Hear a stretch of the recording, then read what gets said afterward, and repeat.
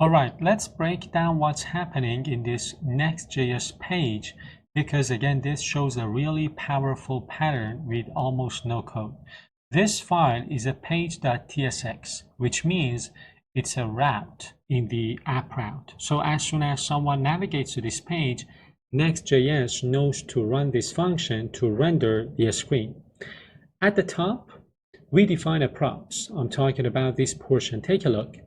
This prop includes search params. So these values come straight from the URL query string. Things like, origin, destination, and date. So if your URL changes, these values change automatically.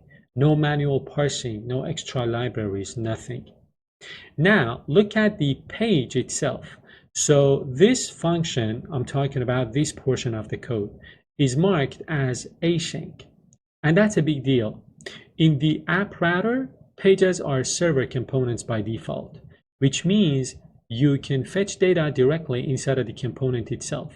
Here we call, search flights. I'm talking about this function.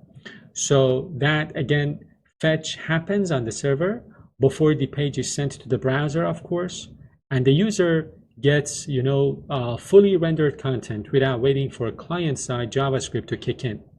What's really nice is how clean this feels.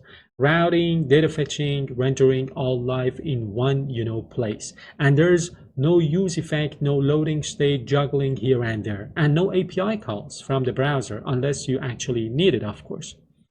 And this is one of the biggest mental shifts in Next.js. So your page isn't just a React component anymore, it's part of the backend too.